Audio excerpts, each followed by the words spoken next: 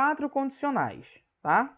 4 conditionals. São elas: o first conditional, o zero conditional, o second conditional e o third conditional.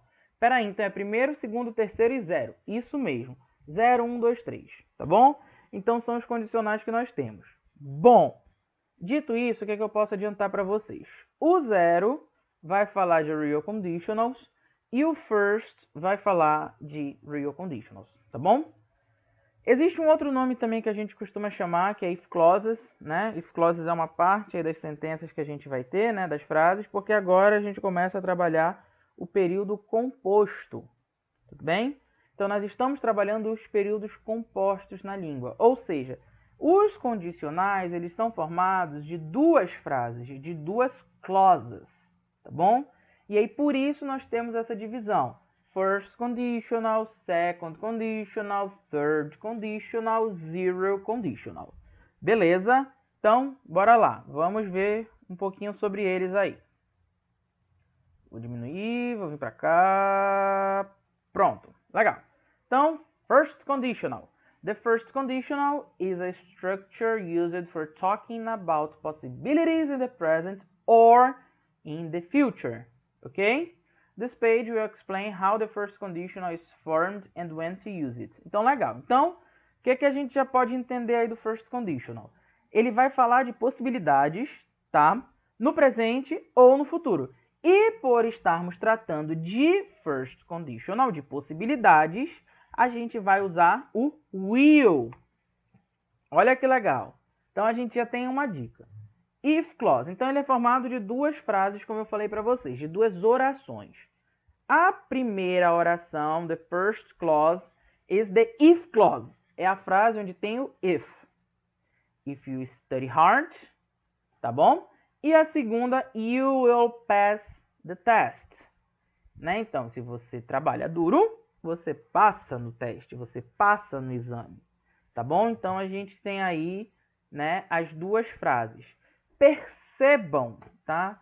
E nós temos uma vírgula bem aqui, ó. If you study hard, e a gente tem essa vírgula. We have a comma. Professor, o que essa comma está fazendo aí? O que essa vírgula está fazendo aí? Uma das funções da vírgula, gente, na língua inglesa, é mostrar a quebra, né, da estrutura lógica da sentença, tá? Então, o que acontece? A gente pode fazer if clause mais main clause, ou a gente pode colocar main clause mais if clause, tá bom? A gente vai ver aqui umas atividades, uns exercícios práticos aqui, e aí vocês vão entender melhor como é que funciona e vocês vão perceber que uma tem vírgula, a outra não. E isso é importante a gente saber, tá bom, pessoal? É interessante a gente saber disso aí. Beleza? Então, vamos continuar aqui. Ó, main clause, you pass the test. If clause, if you study hard. Então, olha aí. Aqui a gente tem aquele outro caso, main clause, if clause. Tá vendo que não tem vírgula? Porque essa aqui estaria na sequência certa. A gente fala a consequência e a causa daquele efeito. Né? Então, como é que a gente forma aí a estrutura? A if clause, ela vai ser no simple present, tá? Então, a gente vai ter o if, o sujeito, né, que é if you, if I, if he, if she, por exemplo, e o simple present, if you work hard, tá bom? Então, aqui a gente tem a primeira frase, olha aqui, a if clause como é? If you study hard, então, if, né, mais o sujeito que é o you, mais o study, que é o verbo e um pequeno complemento, né, só para acrescentar ali para dar algo a mais. Tá bom? E aí na main clause, como é que vai ficar? A main clause ela vai trazer o sujeito mais o will mais um verbo. Ou seja, a gente faz o futuro simples. You will pass the test. Tudo bem? Então, legal, aqui nós temos a if clause. Bom, então, agora o que nós veremos? Justamente o uso. Tudo bem? Então, como é que nós usamos? Para que a gente usa o first conditional? Is used to talk about things which are possible in the present or the future. Things which may happen. Ou seja, a probabilidade, pessoal, disso acontecer é alta, tudo bem? Claro, a gente está falando de futuro, a gente está falando de possibilidade, de probabilidade, mas é real, é alta de acontecer. Então, a gente usa o first conditional. Eu vou usá-lo, né, quando eu quiser expressar isso que eu acabei de falar, uma alta probabilidade de ocorrer a situação. Example, it's sunny. We'll go to the park. Então, pô, tá ensolarado. Vamos pro parque. Beleza? Explanation.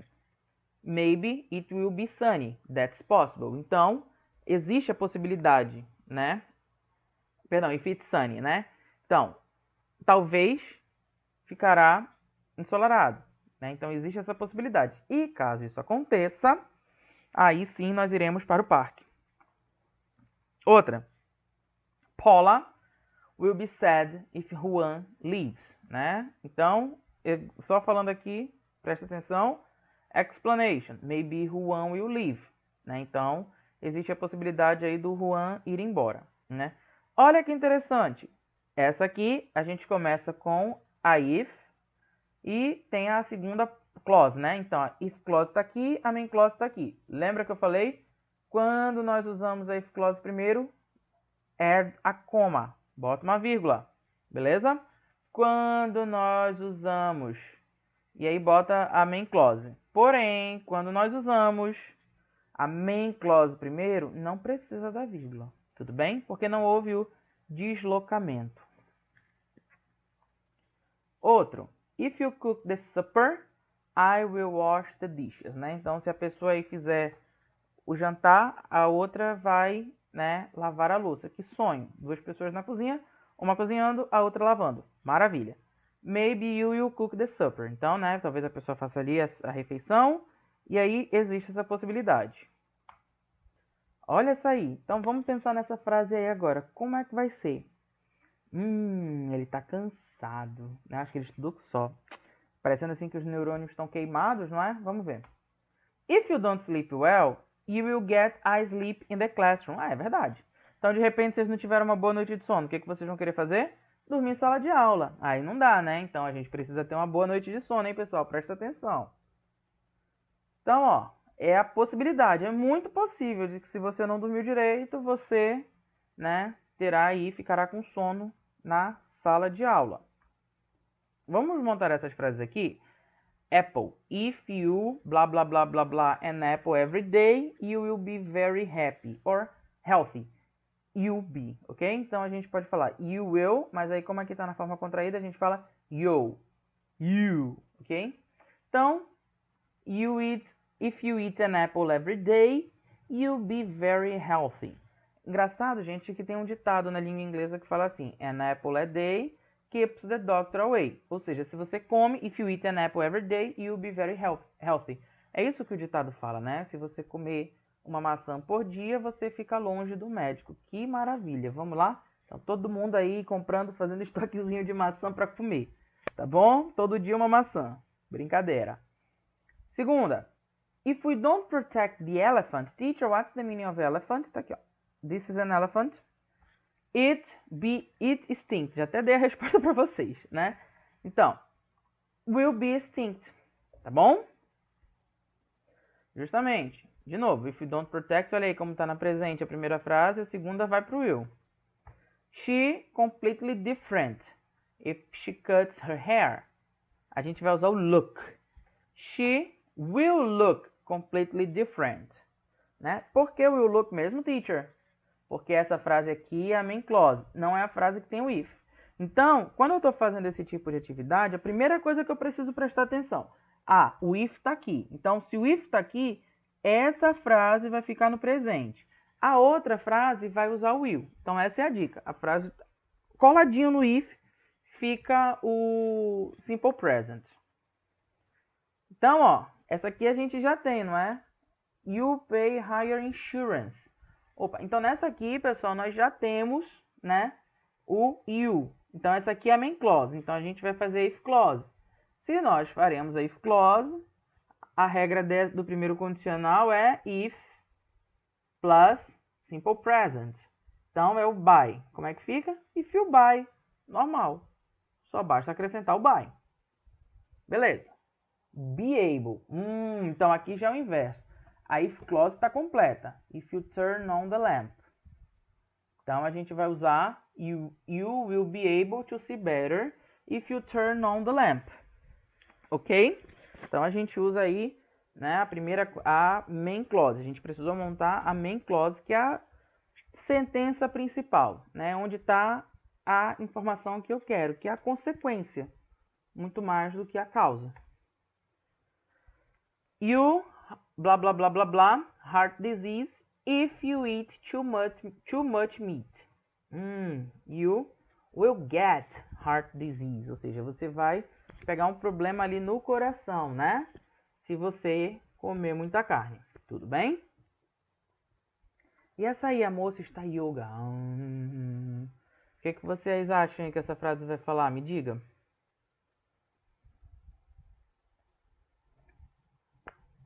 Bom, pode ser. If you practice modal verbs, tudo bem? Então a gente vai falar aí dos modal verbs. O que são os modal verbs?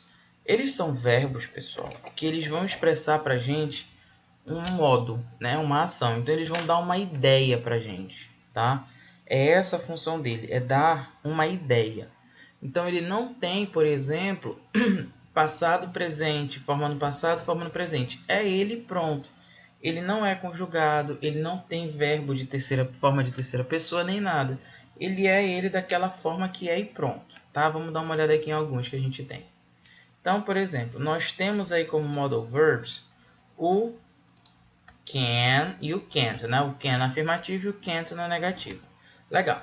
E aí, ó, para que a gente usa ele? It is used to express ability or inability in the present. Então, ele vai expressar no presente, né, que você pode ou não pode fazer algo, você tem ou não tem aquela habilidade, tá? Então, ó, example, they can run very fast, ou they can't run very fast. Então, significa dizer que aquela pessoa pode, tem a habilidade de correr rápido, ou não tem essa habilidade, tudo bem? E a gente também pode usar para fazer perguntas, né? E para permitir ou proibir, né? Então, em que sentido? Can I borrow you a collar? Então, collar. Então, eu posso te emprestar Tu me empresta um colar? Yes, you can. No, you can't. Então, sim, você pode ou não, você não pode. Então, seriam aí as formas que nós temos de falar. Tá? Então, essas são as duas funções do can, né? Do can't, a sua forma negativa. Vai expressar algo que você pode ou não pode fazer e vai, né, fazer um pedido, permitir ou negar. Tudo bem? Então, esse é o uso do can. Depois do can, né, então, como eu disse para vocês, percebam como ele está na frase, gente. Na frase, ele está simplesmente aparecendo, né? Ele aparece aí pra gente e pronto, sabe? Ele não conjuga o verbo fica igual.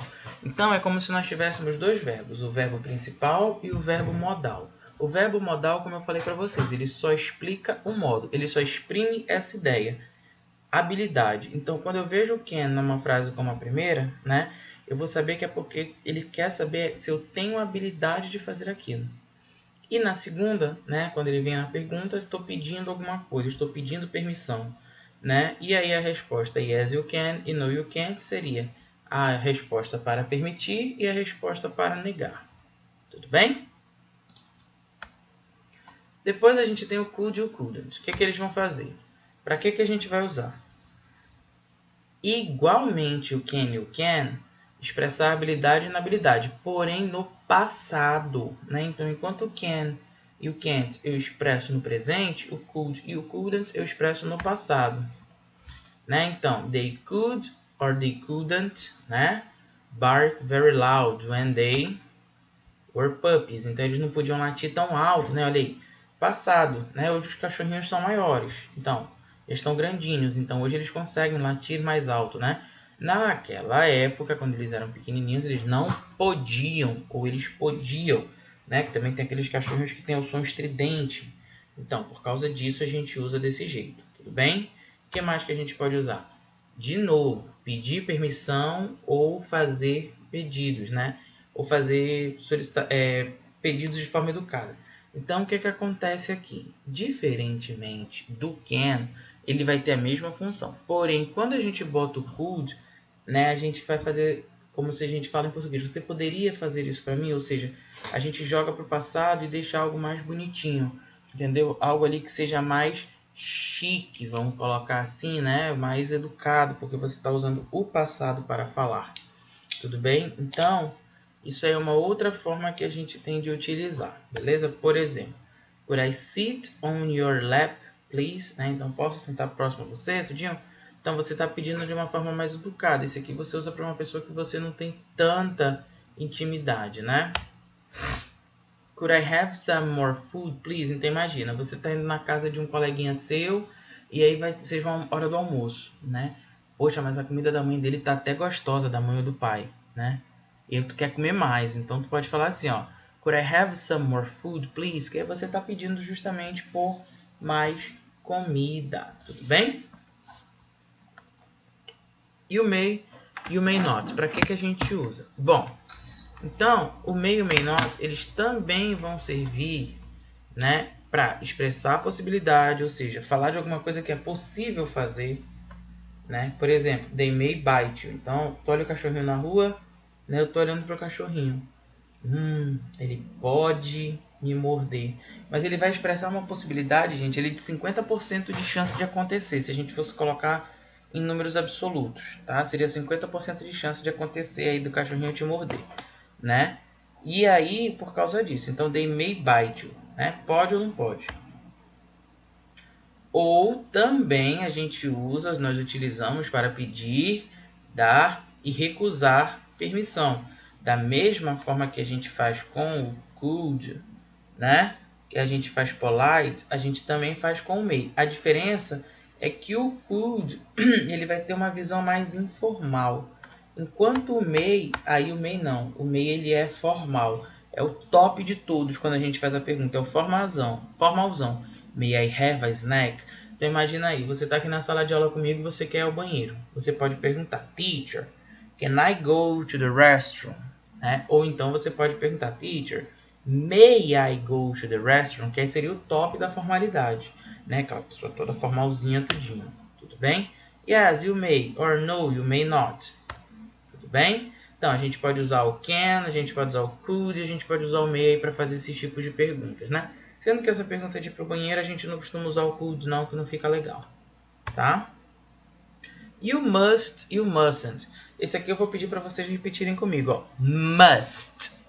Repeat. Must. Tudo bem? E o outro, mustn't. Mustn't. Então a gente não fala o T, né, na negativa. A gente pula do S para o N. Mustn't. Tudo bem? Então, como às vezes a gente escuta a pessoa falar, mustn't. Não, isso está errado. É mustn't. Tudo bem? A gente não fala esse T que está entre o S e o N. Para que a gente vai usar? Para expressar obrigação. Então imagina aí, o pai de vocês, né, o pai ou a mãe de vocês, o responsável de vocês quer que vocês façam alguma coisa. Então ele vai dizer assim, ó, you must do this. Né? Então, they must go home. Então, imagina aí que o pai de vocês está falando assim, ó, meu filho, você deve ir para casa agora. Então, you must go home. E o mustn't, ele vai expressar proibição, então é a forma negativa. Enquanto o must, né, na afirmativa expressa obrigação, você deve fazer isso, o must vai expressar proibição. They mustn't be in here. Então, o cachorrinho tá ali, né? E aí tem aquela plaquinha, ó, ele não pode fazer xixi aqui, é proibido. They mustn't be in here. Tudo bem? Legal, então esses aqui são alguns modais. E agora a gente vai bater um papinho aqui, porque aquele exercise vai ficar para casa. Eu vou já mostrar para vocês. O must a gente costuma utilizar mais na língua escrita, tudo bem? A gente tem também o have to, que ele é mais utilizado, né, na oralidade. Teacher quer dizer que eu não posso usar o have to na escrita. Pode, só que em textos mais informais, né? Quando você estiver fazendo situações mais informais. Quando você estiver fazendo algo de fala, você pode usar o have to e o must você deixa para quando você estiver fazendo algo escrito. Mas saibam que a gente pode praticar os dois, tudo bem? Continuando aqui, exercise 1. Então, o que vocês vão fazer aqui nesse primeiro exercício? Vocês vão ler essas frasezinhas que estão aí para vocês, né? Que também eu já vou mandar, tá bom? vocês vão copiar no caderno essas 10 frasezinhas e aí vocês vão sublinhar para mim, né? Então, qual é a que você deve usar? O must ou can, could ou may. Vocês sublinham para mim a resposta correta, tá bom? E no exercício 2, você vai fazer já o quê? Você vai completar com os modals. Então, tem as palavrinhas e aí você vai completando com os modais, tudo bem? Então, can, could, may, must. Beleza? Dito isso, né? Tem um outro também que não apareceu aqui, mas está lá no livrinho de vocês na página 24, que é o might, tudo bem? Teacher, para que serve o might? Então, ele vai ter um sentido muito parecido com o may, tá? Só que lembra que eu falei para vocês que o may é 50% de chance daquela possibilidade acontecer? O might, ele é uma possibilidade de não acontecer. Então, quando eu falo assim, I might study today, quer dizer que eu deveria, eu poderia, existe a possibilidade de eu estudar hoje, mas ela é muito perto de não acontecer, ao invés de acontecer. Tudo bem? Então é assim que nós utilizamos, tá? Bom, pessoal, então aqui hoje nós vimos, né, uma atividadezinha de leitura, vimos essa agora, tá, dos modal verbs, e vimos também, e vamos ver agora, perdão, a questão do nosso trabalho. Vou dar umas orientações aí para vocês sobre o nosso trabalho, tá bom? Então vou já continuar aqui com vocês para passar essas orientações. Antes disso, vou mandar também, além do trabalho de vocês, né, vou encaminhar para vocês, vou encaminhar para os senhores, prestem atenção, uma atividade para ser copiada no caderno. Então, copia no caderno e manda a foto para mim, beleza? Então, gente, agora a gente vai falar um pouquinho sobre o trabalho, tá? Porque eu quero dar algumas orientações para vocês, para a gente conversar, para eu deixar bem explicadinho aqui o que eu quero, tá bom? Então, vamos lá. Bom, pessoal, antes da gente falar do trabalho, a gente vai fazer um quiz sobre modal verbs juntos aqui, tudo bem? Então, agora a gente vai fazer esse quizinho rápido e depois a gente vai falar só rapidinho do trabalho com vocês, tudo bem? Então, bora lá. Modal verbs, quiz. Vamos clicar aí no Go. Cadê? Vai. Então, a primeira aí, ó. Choose the correct option. Remember, you are in a library, né? Então, a gente está numa library. O que é a library? É a biblioteca. Então, a gente está numa biblioteca. E aí? Don't have to, mustn't, or are allowed to. Então, qual dessas três aí vocês acham que a gente vai utilizar? Né? Eu estou numa biblioteca. Eu posso falar alto na biblioteca? Speak loudly. E aí? Eu vou clicar, vou chutar o are allowed. Não é. Então, já sei que não é o are allowed. Por quê? O are allowed está na afirmativa. Vamos fazer assim? Vamos fazer junto, tá? Então, tu vai respondendo aí no teu caderno, né? E aí depois a gente vê quantas você acertou e quantas você errou. Tudo bem? E aí a gente vai respondendo junto. Então, bora lá. Então, aqui, né, a gente vai usar o mustn't. Por quê? Lembra que eu falei mustn't na linguagem escrita? Então, dentro da biblioteca você é proibido de falar alto. Tudo bem? Vamos ver as próximas. Don't forget to take an umbrella. It rain later. Ó, it rain later. Então ele está dizendo aí, não esqueça de levar uma sombrinha, né? Que pode ser que chova. Opa, já dei até a resposta. Porque pode ser que chova à noite, mais tarde, né? Porque pode chover, né? Porque deveria chover ou porque é possível que chova. Então a gente está falando de possibilidade, mas é uma possibilidade baixa. Might, né? Então a gente usa o might aqui, tudo bem? Justamente porque é uma possibilidade. Vamos ver se esse teacher fica happy. Jewelry, né? Wear jewelry to school. Então, aí eu quero saber se ela tem a permissão, né? Se é permitido ela utilizar joia, ela usar joia, né? Na escola. Será que é does she have to? Ih, o teacher ainda tá bravo aqui. Não, não é. May she? Não é. Então, na verdade, o que a gente usa? Is she allowed to? Né? Se ela é autorizada, se ela tem permissão, né? Para usar joias na escola, tudo bem? Continuando aqui, ó, Betty, you. I've just seen her. Né? Então, a gente vai falar aqui de uma possibilidade, né? Ou de uma negação. O que seria aí? Ah, ela deve estar... Ela has to be ill? Não, não dá. Ela tem que estar doente? Não. Né? Talvez seria uma inabilidade. Can't. Né? Então, Betty can't be ill. I've just seen her. Né? Ela não pode estar doente. Eu acabei de vê-la. Como é que ela vai estar doente? Né? Então, a gente não costuma falar essas frases aí. Tudo bem? You vacuum the carpet. Phil's already cleaned the room. Então, ó, você não precisa, né? Porque o Phil já limpou o quarto. Então, don't have to, tá? Então, a gente tem o Larry. Be at home. His car is outside. Bom, então, Larry deve estar em casa, né? Aquela questão de possibilidade. É possível que ele esteja em casa. Eu acho que ele é numa questão de 50%. Então, may be at home. Não. Então a gente vai usar o must aqui. Porque o must, a gente também pode usar o must para falar de possibilidade. E aí, o may tá no meio, né? O must, ele vai ser mais perto ainda de ser daquela possibilidade de ser real. Tudo bem? I, blá, blá, blá, blá, blá, any electronic devices on school trips. Então, eu não sou permitido, né? Eu não tenho permissão, eu sou proibido. Então, I'm not allowed. E aí a gente poderia substituir I'm not allowed pelo quê? A gente pode substituir o I'm not allowed por I mustn't, tá? Continuando aqui, vamos ver aí a próxima. Whose pen is this? Então, de quem é essa caneta, né? I'm not sure. It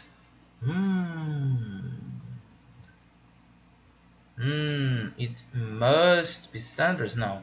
It could be Sandra's, né? Então, legal, a gente usa o could aí, tudo bem? Por quê? Ele não vai, deve ser da Sandra, mas ali com uma chancezinha bem rara de acontecer, tá? E aqui, vamos ver.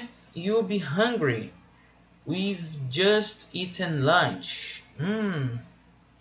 You can't be hungry, né? Você não pode estar com fome, tipo assim. Como é que você tá com fome? A gente acabou de almoçar. Então, aí. Vamos ver a próxima. Students borrow up 4 books at the same time. Então, eles são permitidos, eles devem ou eles não podem? O que vocês acham? Eu acho que não pode, né? Como é que o aluno... Não. Então ele só pode levar 4 livros, né? Ao mesmo tempo. Mais que isso, nem menos que isso. Beleza. Vamos ver a próxima aí. Volta. Vamos lá. Então, Mr. Black... be away this weekend, but we are not sure. A gente não tá certo. Lembra que eu falei para vocês que o might é uma situação de próxima de acontecer, mas quase nula? Might, beleza. Próxima. He speaks Spanish fluently.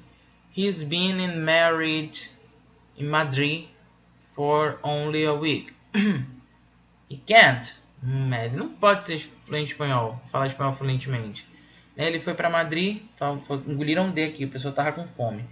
Por uma semana apenas, como é que ele já pode estar fluente em espanhol, né? Essa é a ideia da frase. Next one. I was using my mobile a minute ago. Né? Então eu estava usando meu celular aí 1 minuto atrás. It, blá blá blá blá blá, be somewhere here. Então, né, a pessoa perdeu ali o celular. Ele tem que estar aqui, ele deve estar aqui. Não. It must be here, né? Então ele deve estar aqui, tem certeza, quase certeza de que ele está ali, né? Como é que o celular sumiu? Tá. Choose the correct option. Bring your own music to the school. Disco? Hour. Então se é hour, né, e é uma pergunta, a gente pode ficar com essas duas aqui? Não. É uma pergunta. Bring our own music to the school disco. Então, pergunta, já sabe que o to be vai para frente. Então, are we allowed to, ok?